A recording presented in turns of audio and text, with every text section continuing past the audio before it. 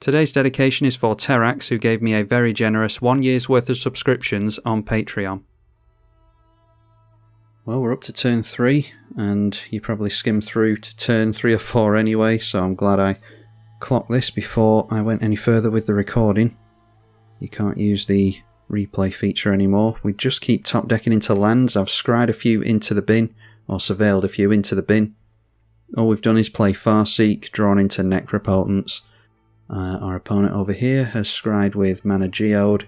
There's an Ivory Tower he's gained 3 life from so far, played Tetsuko and a Sky Diamond.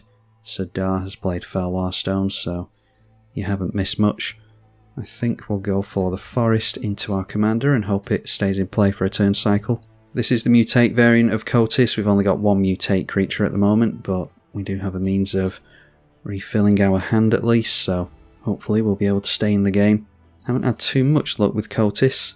Either players are just scooping on you as soon as you touch them with it, or the commander itself doesn't do very well, but hopefully in this casual mutate build they'll be less scared of it. And another rock is Arcane Signet. It doesn't seem as though he's going to exile our commander, so that's one opponent down. Ivory Tower gains 1 life again because he's got 5 cards in hand.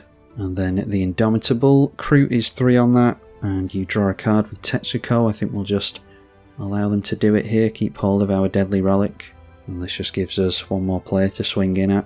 So at 44 life, 6 cards in hand. Alila hits play for the first time. Not too worried about the death touch on that because Kotis is indestructible, but we won't be able to get through at least. The Alila triggers upon cast of a Dark Water Egg. Can add Dimir mana and draw a card with that thing. Do I want to deal with Alila? I don't think I do, so let's just go after it now. Trouble with Alila is if it doesn't stay in play, obviously it's not going to do a whole lot of anything, but if it does then yeah, it can be a real pain. So hopefully we just buy ourselves a turn or 2 against that deck. A Spark Double can double up a heavily mutated Kotis, we hope, so not going to bother with the flash. Let's just go for the Seed Dasher Octopus now, and we will put it over so that it gets the buff to toughness, just in case that's of any relevance. So that is now a 2/2 indestructible. When it hits, it gets the Kotis thing, and it will draw us a card, but only dealing 2 damage here, so doesn't matter what order the triggers go on. And we'll get ourselves a free Thought Vessel, cleared a Prismatic Vista land off the top, and that means that now we can play the Rhystic Study and get down a tap land, which probably what I'm going to do, although there's a Mutate with Flash. You may return a creature an opponent controls to hand. I might just hold that up actually. I have a feeling we're going to be drawing off Rhystic Study. I don't think this early in the game players are going to be paying the tax, so I'm actually going to go for the Study instead. Then play the tap land and Surveil Assassin's Trophy onto the top. Sadar into play, looks as though he can pay the Rhystic Study tax, although he's not going to do it, so we draw into the trophy. Scry 1 with Path of Ancestry, maybe he's holding up swords or something. And then Sadar decides to quit, because why wouldn't you? I'm guessing Tetsuko is going to want to keep swinging in, so it does go in towards us. He'll draw a card, go up to 8 in hand. Plays and cracks a Terramorphic Expanse. In a mono-coloured deck, he either wants to use that to shuffle the top card, or he's got Crucible of Worlds to consistently make lands, something like that. Anyway, this is Horsemanship, deals damage to an opponent, draw a card. We draw to the Study, and we can bounce the Illusion with the, what's it called, Pouncing Shore Shark, and that will buff our commander as well. Sword of Feast and Famine will force us to discard. I'm assuming that it's coming in towards us. The more they allow us to draw with the Study though, the easier that's going to be. Don't think anyone's paid for it yet. Tempt with Discovery is going to be good. And decides to equip the Fairy, so now a 3/3 with Pro Black and Green. Might be worth bouncing the Fairy. Although do we care when it's going to be tapped? Just deciding where to maybe swing in next turn. It does come in towards us, we're going to be arch enemy I imagine. So they untap all their lands, we'll discard the Marsh Flats, and then replays the Alila, and very kindly allows us to draw again. Alright, that is Hexproof on our commander. What do we do next turn? Staff of Eden is yet more card draw for us. So drop a land. 3 mana for the Augmenter, and then 4 mana for the Pouncing Shore Shark. Means that we're not holding up interaction. Means we're not ramping with the Temple, but we seem to be on a bit of a roll with regards to the whole mutate thing, so yeah, let's get hexproof on this. That kind of protects us from edict effects as well. These are flash creatures, but I don't think there's any harm in playing them at sorcery speed when our opponents aren't doing anything, especially when they're tapped out. So now we've got a 4/4 commander, hexproof indestructible, about to be buffed by the Shore Shark. I'm hoping that Alila doesn't scoop here, because we're going to get rid of it again. And we'll put the shark over our commander in order to buff its power and toughness again. So now it is a 6/5, and I'll bounce Alila. They can easily replay it next turn, so they shouldn't be expecting us to allow that to stick in play, really. Of course, this does mean that they've got the sword available to them still, which is just another reason for them to continue to play it out. But I want to be spreading the damage around with the commander as well, so that we can steal multiple spells from multiple players. And then if one of them scoops early on us, then we at least get to keep something. Draw to the octopus that we've already put on here, and then we get the actual trigger from the commander, which we'll look at 6 cards here. So there's Tezzeret, Master of the Bridge, Odric, Sword of the Animist, Joyous Familiar, and Prison Realm. This can only get rid of creatures, I think. Yeah, exile a creature. We'll just play everything. Doesn't matter what order we do it in. So that was a pretty good hit, 5 for 6. Prism Realm will scry when it enters, and we'll use it to get rid of the Lu Xun. Could obviously bully this guy and get rid of his fairy, but like I keep saying, I'm worried about early concessions. Something you have to play around on Magic Online. Another land we can keep on top, because we're not playing one next turn apparently. Or actually we just draw into it straight away off the octopus. So now with Tez, we don't have an artifact from graveyard hands, so we're just going for the plus. And that jumps us up to 38 life. So ideally, we're not seeing too many of the mutate creatures unfortunately, but ideally we'd see another one. Throw it onto here and then go for the spark double, so that we've got 2 copies of our commander. Tetsuko sticking above his starting life total with that ivory tower. Odric is going to be, yep, there you go. So we just took his thought vessel with him. This is the trouble we're running into with Kotis. I've said it over and over again at pretty much every game I've shown you all. People just run scared of Kotis because they don't like having their stuff stolen. So I don't really know what to do. In all honesty, I might have to just throw 2 games together and then never play this commander again because it's impossible to get games with. So if you've seen this, then I do apologise. I'll have put a warning at the beginning of the video so that you can decide whether or not you have the patience for that or not. I've really tried my damnedest to get videos in with this commander, but the Magic Online crowd is just far too delicate, and the first sign of adversity, they just quit on us, as we've seen over and over again across the years.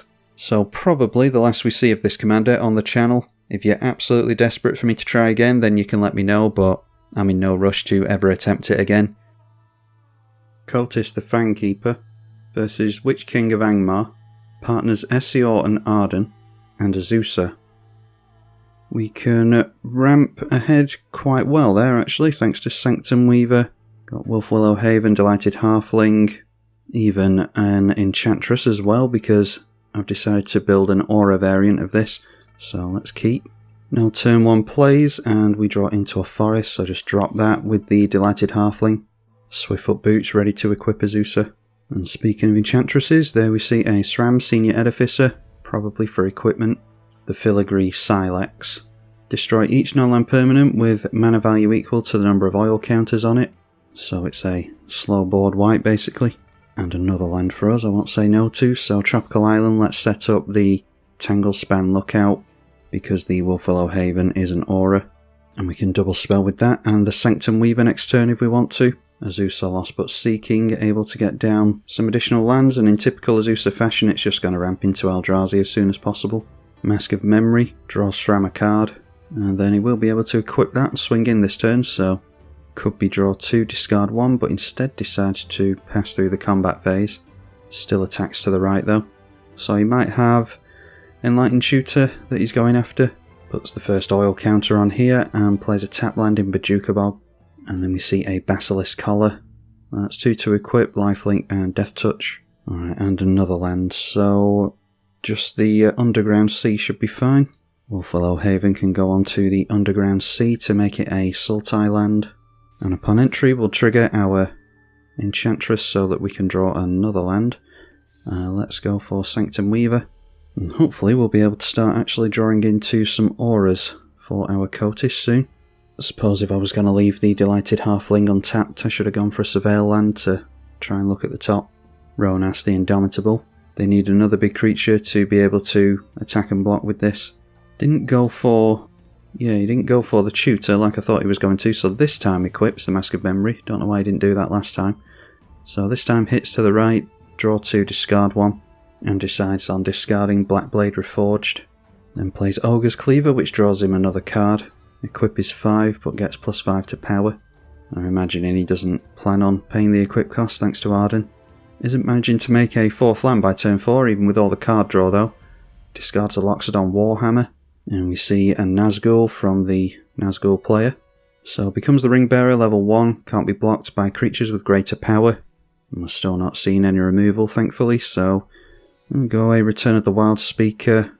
If we're desperate for card draw, then we go for that, I suppose. A Kotis the Fangkeeper. And then we can tap down the Sanctum Weaver for double blue, thanks to having 2 enchantments in play. One with the wind onto the Kotis. Gives +2/+2 on flying, so he's now a 4/3 indestructible flyer. And draw a card with the Lookout into Song of the Dryads. We can't play now anyway. It might be worth doing onto a big Eldrazi or something. So we'll play the Bloodstained Mire and get a Surveil land down. Might have been worth blowing this up with Boseiju in order to make it less likely that he'll get into an Eldrazi. Stuck on 4 mana at the moment, and then plays a Command Tower, so wants to have as many different land names in play as possible, I assume, for Field of the Dead. So could afford a 7 mana Eldrazi at the moment. So there's one, a World Breaker, exile an artifact, enchantment or land, and goes after the Basilisk Collar, so doesn't want to be playing with Death Touch or Lifelink. I'm wondering if this is going to get cracked for 2 next turn. It'd probably be the best bet with this, so that they could take out most of the permanents in play actually. So maybe Boseiju onto this is going to be a good idea so that we can keep our board intact. Now able to swing in with the Ronas. We have an indestructible commander, so just throw that in the way. SEO, the first commander to hit play for the partner player. And then a Witness Protection onto our commander, so well, it looks as though we're just going to have to go for the Boseiju onto that, unfortunately. SRAM, Senior Edificer, is going to draw another card. They have managed to make a 4th land by turn 5 now. So if they decide to take out all the 2 drops, then so be it. It at least punishes SRAM. Plays another Nazgul, which means it's plus counters on both the Nazguls because he's tempted by the ring up to level 2. I always like to give a reminder because I forget myself whenever it attacks, draw and discard. And then cracking the Filigree Silex as we assumed he would. So there's nothing we can do here, we might as well just let this happen, because we now have to deal with the Witness Protection. Might be that the SRAM player scoops here and takes the Witness Protection with him, because that's Magic Online players, that's the type of thing they'll do, but seems as though he's playing it out. Nazgul swings in, so loot, that is a 4/5. Decides to discard to the trigger a Blight Beetle, and then it's Reanimate onto the Blight Beetle, so protection from green. Creatures your opponents control can't have plus counters put on them, that might be relevant with us. So we have to go for the Boseiju onto the Witness, and this might mean that the partner player can hold up some kind of interaction or counterspell or something, because he will get an untapped land. We're eager to get ourselves into some means of buffing the Kotis at the moment though, so let's go for the Mortuary. And it's Forest on top, so I'll put that in the graveyard. We've had lots and lots of lands on top, and I'm sure we're about to get another one. Yep. So it's just one of those games in which we're going to get flooded, unfortunately. Let's go Song of the Dryads onto the Eye of Ugin, maybe. And that is an aura, so it will trigger the Tangle Span Lookout. For a Heroic Intervention, we'll just have to hold up. So Hedge Maze gets a Surveil land for Enchantress's Presence. We definitely keep on top. Problem is it's not going to trigger this when it enters because it's not an aura, but we just have to play to our outs at the moment. Not managing to buff our commander makes this a lot worse. Never know, we might be able to get something swinging down the middle here, which means we're not holding back an Indestructible, but haven't had the best of luck getting Kotis footage, so I'm just going to try my best to actually make things happen here. Alright, well that's good. Exiles a Rogue's Gloves and a Gold Forged Thopteryx. So he's got a low curve here. That was well worth doing. Now we just have to hope that the Azorius player actually sticks the game out. Indestructible and Ward should be useful. Now he can tap the Eye of Ugin for mana, but he's not going to be able to use it to tutor up Eldrazi at least. And with regards to Eldrazi, it effectively taps for 2 mana, so he does get less into the Titans. Has 7 mana available here though, and I imagine that the mono green player is going to continue to focus on us. Pointed it out a few times with this commander, but it tends to be a lightning rogue because people don't like having their things stolen. No, I eat my words. A couple of 5 power creatures go down the middle. And then it's Hunter's Insight onto the 5/5, so Azusa, about to refill his hand, goes back up to 7. So we see Field of the Dead. He's only got 1, 2, 3, 4, 5 different coloured or different named lands at the moment. SEO comes back for 4 mana, and he keeps holding up that white mana, so I'm not sure if he does have swords or something. He's clearly not holding up counters though. Witch King of Angmar into play for the first time. And the 4/5 Nazgul. The Ring Bearer swings in for a loot, goes in at Azusa. I think I'll be having to swing in at Azusa as well because I don't think he's going to block with his commander. And that means it might have to be the overrun effect on Return of the Wild Speaker so that we can get some additional power. Although, are we going to land anything on Azusa? Maybe just ramp or something. Chances are we're going to see Eldrazi, and we'll at least see what's on the bottom of the library because we won't be able to cast them. Might be able to get a hit or 2. He's not going to block with SEO here, so no point swinging down the middle there, I don't think. Didn't have to use the Heroic Intervention, so keep hold of that. We know what we're drawing into here. So play the Marsh Flats and just turn into the left, I think. If he blocks with Azusa here, then we can just play out the Enchantress's Presence for the turn.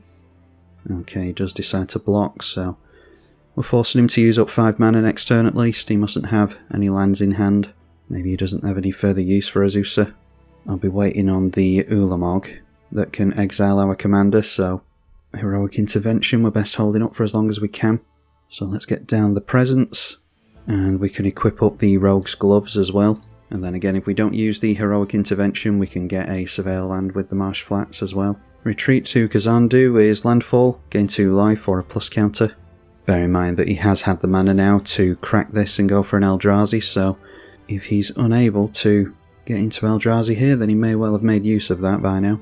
Anyway, loot Exuberant Explorer, can get spells for free off that. There's a Rogue's Passage to make things unblockable. Puts a plus counter on the loot, making it into a 2/5. Can't afford to make anything unblockable with the passage at the moment. Oh, but of course the plus counters don't work thanks to the Blight Beetle. I'd forgotten about that as well. So our opponent might as well just gain 2 life with that from now on. The Great Henge, he's got means of drawing cards at least. Could he not have played that before this? Anyway, gets an Explore, draws a card, can play another land. Only 2 cards left in hand now. Like I said, he could have gone for an Eldrazi by now and maybe have made it Kozilek to refill his hand. Luckily doesn't swing in either, because he needs to think about, we've got plenty of unblockable for Kotis, but obviously we need to actually draw into it. If we can keep our Enchantresses in play and get into any aura, then hopefully we'll be able to start getting some kind of engine going. Sword of the Animist for the Azorius player, still trying to fix the mana over there. This suggests that SEO is going to be swinging in this turn. Plays Arden to get the free equip on the sword, and a Masterwork of Ingenuity. It's a legendary equipment, although that works for anything on the battlefield, so we can copy the Rogue's Gloves here, and instead decides to copy his legendary Sword of the Animist. Feels bad. Hope we don't see a shame scoop. Now you can really goof up the triggers with Arden as well, because it's a bit weird how you select the targets. Looks as though he's successfully going to get the Sword of the Animist onto SEO though. So that does become a 2/4 with flying and can rampant growth this turn. Swings in at us, so we can gain a little bit of life here because we've got his 1/3 flying lifelinker to step in the way. Now if we swing in down the middle again, is he going to block with the Arden? I wouldn't have thought so. Problem is, we're putting all our eggs in one basket, hitting the same player over and over again. This is why we're so eager for unblockable. Bolus's Citadel for the black player. Only 2 cards in hand, but plenty of life. He's managed to sneak down a Cabal Coffers as well. Hopefully he's just got a land on top, because I think that's the land he played for the turn. Well, he's just passing through to combat. He can loot and clear a land off the top, which might be what he's doing here. Swings in at us. with 2 creatures, including his commander. Does decide to get rid of a Cabal Stronghold, so not sure if that's what he just cleared off the top. I think we'll just have to take the damage because we're still at our starting life total here. And after that it is Sheoldred the Whispering One, pays a lot of life for, and a Grey Merchant of Asphodel to gain himself a lot more life. He's got plenty of devotion to black, so it goes from 22 up to 58, takes the Azorius player down to 12. Yeah, that's annoying because that's the only player that we can attack in at here. The sooner we take players down, the sooner we lose permanents is the problem. The last surveil land is under city sewers, so an enchantment on top would be very nice. An aura, please. Of course, you'll never guess what it is on top. Yeah, just getting flooded. Throw it in the graveyard. Now we can't possibly draw into another land here, surely. Have to sacrifice. We'll just have to get rid of the Thopteryx, unfortunately, to the Sheoldred. And as soon as we do that, we draw into Staff of Eden. So we could play this and steal the SRAM. This is legendary as well, so we could play that just for the sake of having various legends from different players in play. I think once again we're going down the middle, and if he blocks with Arden, then so be it. But it's our only means of potential card draw and card advantage. So does decide to throw away the Arden. Bear in mind we've got 35 enchantments in this list, so over a third of the deck, and we should be drawing into them really, but it's just bad luck. Let's go for the Staff of Eden. We can't hold up the Heroic Intervention unless we get into a land here, and with all the lands that we've been drawing into, I bet we're not going to draw into any now. We could grab Boseiju out of the bin, but let's get our opponent's Filigree Silex. Then tap this down to draw cards, and now we're drawing into the enchantment, so can't hold up that Heroic Intervention unfortunately. Might as well put an oil counter on there. Sheoldred will have every player sacrifice here, but they're doing something during the upkeep. Alright, activating the loot to see if there's anything that he can do before it goes down. I could sacrifice this and bring it back to hand. Decides to reveal to us an Ubermauled Hydra. Can you search for any land with that? Yeah, search for any land. So that triggers the Great Henge for a plus counter and a draw as well. And this should start to trigger Field of the Dead, because I'm assuming he's not just going to go for a basic with that. Yep, there's a Gaia's Cradle, so this is bracket 3, we should only be expecting a few game changer cards per deck. And Gaia's Cradle is certainly one of them. Decides to gain the 2 life this time because that beetle is still in place, so no plus counters. No plus counters from the Great Henge either. So when he managed to make the zombie, sacrifice that to the Sheoldred, and this enters as an 11/11. Then up the Beanstalk is really good for when you want to play big spells. Sylvan Library after that. So SEO's going to go down to the Praetor as well, unfortunately. So time to see if he scoops. He might just be looking at what card he draws into. Might get into a board wipe. Divine Reckoning. Each player chooses a creature they control. Destroy the rest. This is why you play it out. So this thing gains indestructible until the end of the turn. He discarded a card to do that. Phyrexian Arena he gives up on. Now it is destroy as opposed to sacrifice with this, so we might as well choose the Tanglespan Lookout to start drawing cards next turn. And then with that on the stack, Arden and Essior is doing something else. March of Otherworldly Light, exile an artifact creature or enchantment. So as soon as we can't hold up Heroic Intervention, it's just not our game, is it? And Heroic Intervention from Azusa anyway, so I don't think the board wipe was going to have as much of an effect as we thought it was anyway. So everything apart from Sheoldred, and then we keep our Enchantress, nothing gets blown up there thanks to the intervention, and we're going to lose this anyway thanks to Sheoldred. Reanimates the Grey Merchant of Asphodel, and he's still got the Bolas's Citadel, so yeah, writing's on the wall really. Plays a Haunt of the Dead Marshes. When it enters, scry 1, and then Bitter Triumph. Not sure why I use Bitter Triumph on our Tanglespan Lookout. It's going to die to this anyway. Maybe he's just trying to get it out of the way as a blocker, because he'll be able to get rid of us with Sheoldred and the Angmar. Diabolic Tutor for 4 mana, or 4 life. I'm not sure if he played that from hand or not. Sol Talisman. Everflowing Chalice. Kicked it once. A Mana Vault. What the hell is that meant to be? Oh, it's the One Ring. Okay. So it draws a card to the One Ring, has protection for the next turn cycle. And then, yep, takes us out with the 2 big black creatures. So we never really did much of anything there, which seems to be a recurring theme with Kotis. But in all fairness, it's not exactly a fair run of the deck because we were just getting flooded. Drew way too many lands there. Plus that early board wipe from the Silex really did a number on us. Sheoldred triggers during Azusa's turn as well. Again, activates the loot in response to the trigger. He does have his Eye of Ugin back, which is noteworthy, and a Gaia's Cradle. It's noteworthy with this, you don't cast the creature, you put it onto the battlefield, so with any Eldrazi cast triggers you won't get them from loot, but gets himself into Oblivion Sower with that. I'm not sure whose library he exiled. Oh, the Oblivion Sower, I thought this was an ETB, but that's a cast trigger, so yeah, like I said, didn't get the exile clause on that and decided to sacrifice it to the Praetor anyway. Avenger of Zendikar for the Lands Matter player, and we'll start to get the plus counters now from the Great Henge as well as the plant tokens, getting them from the Avenger. Makes 11 plant tokens, plays a land into it, so triggers field, retreat to Kazandu and the Avenger of Zendikar for the first round of plus counters. Eternal Witness, where's that? Enters here and can grab something back from the graveyard. Maybe just the Hunter's Insight to try and draw cards again. Yeah, that's what he's going for, so he's going to encourage the black player to block. Probably doesn't mind blocking with Gary anyway because it's going to be reanimated by Sheoldred. Plays another land, that is Temple of the False God. So this thing is currently a 13/13. I'd be trying to get this thing into the graveyard if I was my opponent. I'm not sure why he hasn't sacrificed that to Sheoldred. I think he's had a couple of chances to do that, and he could have brought it back from graveyard to hand, replayed it and got rid of Bolas's Citadel, which has been a big issue at the moment.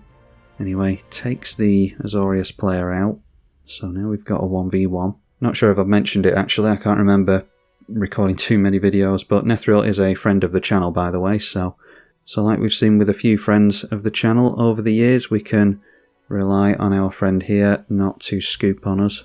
Wouldn't have thought the black player would scoop either, because he's in a commanding position. No one ever scoops when they're winning. Of course, he had protection from the One Ring, didn't he? So there would have been no point swinging in there anyway.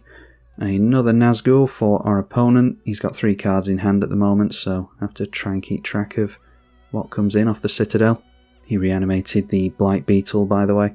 And the commander becomes the Ring Bearer, so gets a plus counter. There is a Batterskull for some more life gain, and Erebos for some draw pain, and Dark Confidant for draw pain as well.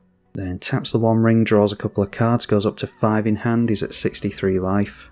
And Annihilating Glare just blew up the Ubermauled Hydra, destroy a creature or planeswalker, and he sacrificed his own Mana Vault in order to do that. He could have sacrificed the Gary, like I said before, in order to drain. There was a Go for the Throat as well. I can't keep the graveyard open, as I've complained about a lot over the years. So blew up Avenger of Zendikar with the Go for the Throat. I think he just drew a card with the Erebos as well. That allows him into Mastermind's Acquisition. Search for a card, put it into your hand. So what's that, 2 tutors so far? Can't remember how many you're supposed to have in bracket 3. Solemn Simulacrum will be a shuffle for the top of the library. Arcane Signet, Oblivion Stone, and taps down all his mana, so he's got 16 available at the moment. Then Profane Command, X was 12 on that I think. I'm not in the game anymore so I can't play it and follow it as easily. And he's got another Nazgul in play. Yeah, just assume that the Profane Command was reanimate a creature and target player loses X life, so down to 11 there. There is Call of the Ring for more Ring Bearer shenanigans, which is now leveled up all the way to level 4. Another Nazgul. What is that? A Sauron the Necromancer as well. He's literally just playing everything he can off the top. Only down to 33 life with all this. So the Nazgul get a bunch of plus counters, and he can pay 2 life to draw a card to the Call of the Ring thanks to the Temptation. So 8 cards in hand. Goes through to attacks. His commander is an 11/9 with flying at the moment. Not sure if he has any reaches. Don't think he does. And there we are, takes him down to 0 exactly. So, yeah, not a good showing for us. Not a good showing for quite a few players there, but at least it went well for someone. Hopefully you all got some enjoyment from it regardless. Big thank you to the patrons as always. I'm off to get another Kotis game, or at least attempt to. I'm tribalkai. Thank you for watching. Kotis the Fangkeeper versus Omo, Reese the Redeemed, and partners Vernog and Bjorna. Just had a game with Kotis in which we couldn't get into any auras, so that hand's looking better apart from the lands. That's really slow because it's just a turn 4 commander and that's pretty much all we're doing. So I'll try a mulligan. And there we've got some Surveil lands to speed things up at least, as well as an Enchantress, so I quite like that even though it's quite slow. And we're drawing to some protection for our commander as well, so hopefully we can ramp ahead with a land at some point, because that means we can still get down a turn 4 commander and protect it with the safekeeping. A Wild Growth will help us to do that, so keep it on top. Boreal Druid for what we assume is an elf player. Simic player just gets down a tap land. We know what we're drawing into here, so no turn 2 play definitely. So Wild Growth onto itself, and another Surveil land for us, which will show us an Aqueous form. Unfortunately, we're desperate to get into. It's a 1 mana aura that we could play into this to try and draw cards, but it's unblockable as well. Last game I was desperate for unblockable, so I'm remiss to keep hold of that because it just means that we're not getting into a land for another turn, but we play this next turn, and then if we have to put the Aqueous form onto that, then so be it. Bjorna is the first commander tip play. Lumbering World Wagon. When it enters, you can search your library for a basic, put it in tapped, and then same when it attacks. Sol Ring from Omo, which allows him into his commander on turn 2. So with that, makes his Buried Ruin and Everything land, obviously targets his own commander because that's the only legal target. So we're going pretty slow here, unfortunately. It'll have to be the Lookout and then pray that we can get into a land next turn. And even then we're not playing our commander, unless we rip into a land straight off the top on our next turn. That would be ideal. Sticky Fingers onto the Izzet commander. So whenever it deals combat damage to a player, create a treasure token. And the 1/3 goes in to the right. Oh, it has Menace as well. Alright, so that makes sense. It gets straight through. Uses that treasure mana for white, which allows him into a Cabal to start making copies of tokens that enter. And speaking of tokens, there is a Torrens, which you don't see that much of. So cast his commander into that, makes a human token. That means Cabal will get a copy of it. Then uses the creatures that have entered play to crew the Lumbering World Wagon, so we'll be able to swing in and Rampant Growth.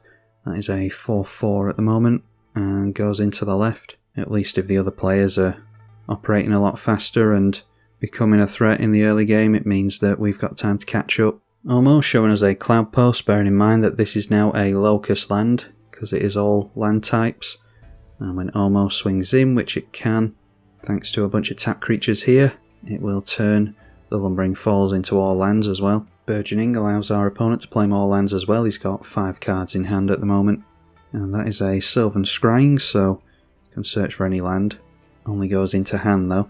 With which he searches up Vesuva, comes down as a copy of any land. Now then, are we going to get into a land here? No, we are not. So unfortunately I'm going to have to throw away the Aqueous form because we're struggling on colours. Put it onto the Lookout, and when that enters we draw a card, which is not a land, so I have to throw away another aura in the Lion Umbra. I was getting flooded last game and now we can't get into lands. It's quite frustrating. And still no land. We've at least got another means of unblockable, but we're not doing anything here. The 1/3 Menace swings into the right again, so makes another treasure token, and is definitely making use of those treasures, so is able to get down a couple of Orzhov commanders over the course of the past couple of turns. Vernog enters play, and I'm going to risk not going for an Investigate here, even though it might be worth doing for a land. This player decided to take the clue token, so one enters here, and Cabal will make another copy of it. So we're getting drained by all the tokens entering. Ornithopter of Paradise to help fix the colours. A land enters under Burgeoning, so it gets the Cloud Post off the Vesuva. And we see Uvelmold Hydra entering play, so that obviously makes another token with the Torrens. And Cabal makes yet another copy of said token. Uvelmold Hydra can search for any land into play.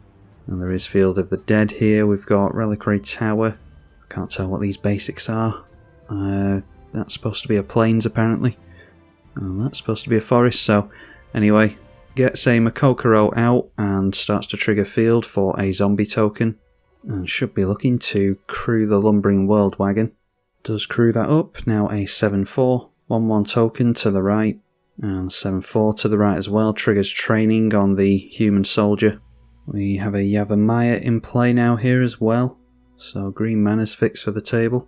4 cards in hand, each locust land here, or each cloud post specifically, is tapping for 4 mana. Cracks a clue token.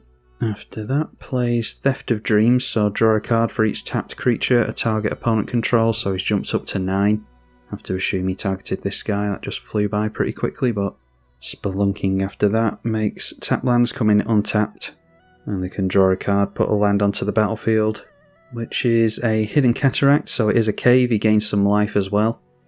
Sacrifice it to discover 4 for 5 mana and a tap Ashnod's Altar as well. So he's setting something up. And Omo, Queen of Vesuva, swings into the left. Has multiple counters on itself at this point, puts another one, or the first one, onto Yavimaya. Blocks with his own commander, but doesn't quite have enough power in play to block the 5 toughness on this. So I'm sure we're about to draw into a land here.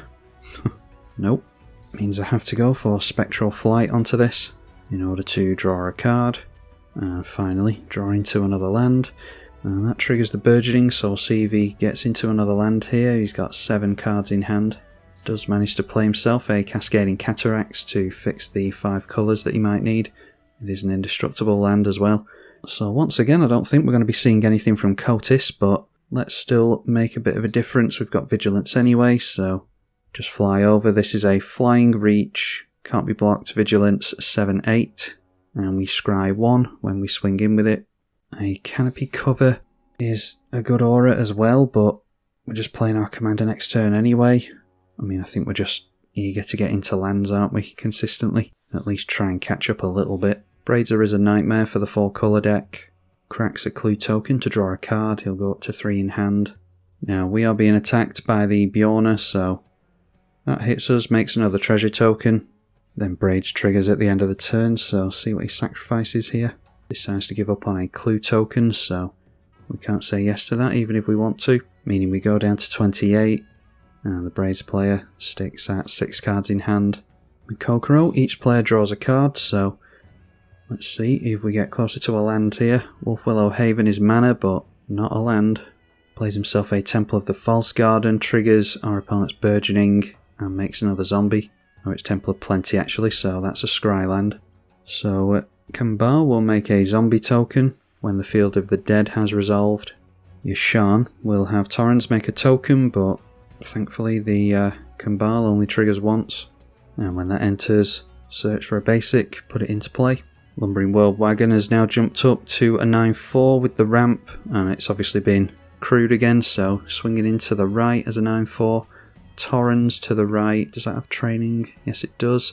Looks as though a training token, 2/2, and a 1/1 goes into the right. A couple of zombies there as well. I think, yeah, we're getting the 9/9. So a bunch of training triggers, a Rampant Growth as well, and then a Blessed Respite is a Fog, and Shuffle Graveyard into Libraries, targeting himself with that.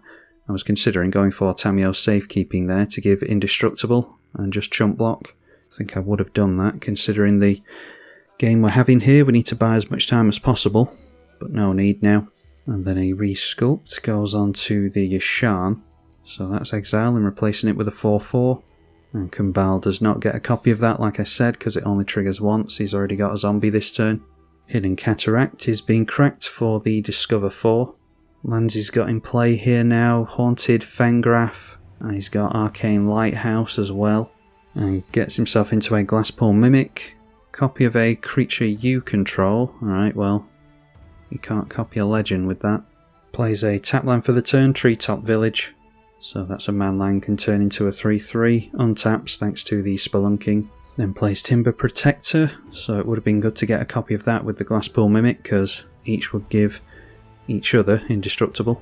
His commander is a Tree Folk as well, thanks to all those everything counters on them, so now has Indestructible itself.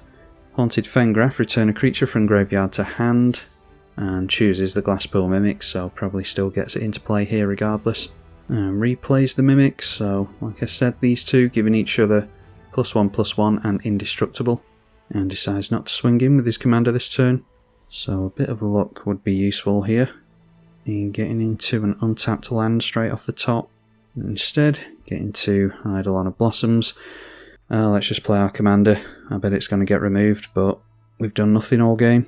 Swing in with the Tangle Span Lookout to the right this time, which allows us to scry 1. It is unblockable. Utopia Sprawl. Are we going to keep the board intact as it is at the moment? I'm just going to keep that on top because it draws us a card with the Lookout at least, which may, with a massive amount of luck, actually get us a land. Okay, so that player just decides to scoop. The attack was just too incredibly powerful. I'm glad we didn't swing in with Kotis over there. Gonna give up on the Ancient Cellar Spawn. Really like the idea of this in this particular deck, because all the spells we cast from our opponents are free. So basically the mana value is dealt in damage to our opponents. Get rid of Vines of Vastwood. Yeah, and he's just raging in the chat here. I'm not sure what he's attempting to say to us, but I'm sure it's not very nice. Sees the Spotlight. Each opponent chooses Fame or Fortune. For Fame, you gain control of a creature that player controls. And for Fortune, draw a card and create a treasure. I'm just going to do Fortune here because I don't want my stuff getting messed with. He will be able to sacrifice stuff he takes control of with Braids. So it looks as though we got to draw some cards and make some treasure there. A Marionette Apprentice will enter with a Servo token. And every token that enters drains us. I think this one is on death, not entry. Yeah, whenever a creature or artifact is put into the graveyard, lose a life. And that counts when the treasure are being cracked as well, which is what's happening here. So we each lose 3 life to the Apprentice, which allows him to cast a... Come on, Magic Online, do you want to catch up? Apparently not. A Sentinel Sarah Leon's. Whenever it and at least 2 other creatures attack, it deals damage equal to the number of artifacts you control to a player. Our opponent clearly plans on controlling a lot of artifacts. So all of this stuff is swinging in to the right. And the Sentinel does have haste, so can swing in straight away this turn and deal damage equal to the artifacts. Training continues to trigger and buff the human tokens. So they've made their way up to 4/4s over there. Blocking the Sentinel with a zombie token. Looks as though he might be taking the rest. And a zombie token being blocked by the Elemental. And still goes down to -4, so he had his Reese the Redeemed held up there.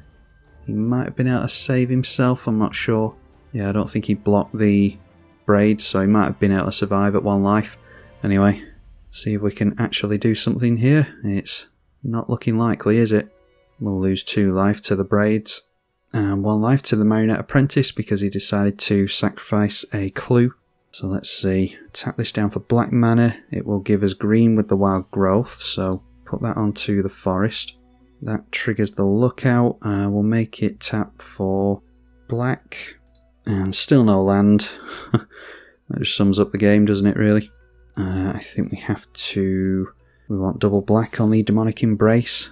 They don't have a flyer they can block with. This definitely gives flying. Yeah, +3/+1 and flying onto Kotis.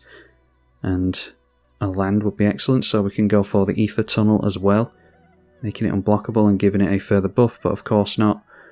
And we can't even hold up the Tamiyo Safekeeping either. I was trying to hold up the blue mana for the tunnel. So these 2 terrible games in a row I've had, I'm probably just sticking them both together. Let's swing in and see if we can get anything fun from the partner player here. Our friend Terax.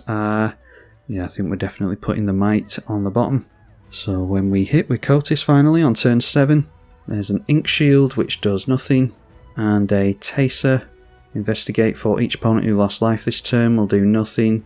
Might as well just play it here. And we'll leave the Ink Shield in exile. When we make that clue token, it triggers the Kambal for a clue token as well. I don't know, discard the Decree of Pain. A Builder's Talent over here. When it enters, create a wall. And then that is Kellogg's Cornflakes. First strike, haste. When it attacks, create a treasure. Sacrifice treasure to gain control of a creature. And then he's going to swing in with a bunch of stuff. He might not actually have us here. Although he might do, because the Sentinel will deal a bunch of damage to us as well. So puts that on the stack first before making the treasure token with Kellogg. And when he makes a token, we get drained. Made the treasure token with the Kellogg. Then we go down to 8 before damage. So a couple of 5/5 tokens. Not being able to expand the cards is a pain. A 3/5, 3/4. Yeah, they're probably just going wide on us here. The Sentinels are 6/6. The Kellogg is a 5/4. And then we'll lose life to the Braids as well. So we're going down to combat regardless. So there we are, 2 absolutely horrendous games in a row. Hopefully I'll be able to edit those together in a way where they're both 2 short games for us. Just some bad luck. Hopefully you'll have seen a decent Kotis Auras list by now, and this can just be a showcase for our opponent's decks, because sometimes it's interesting to see your opponent's lists as well. We don't necessarily have to be winning every single game, as I point out all the time. So hopefully you all enjoyed this video regardless. Big thank you to the patrons for their support of the channel as always. I'm tribalkai. Thank you for watching.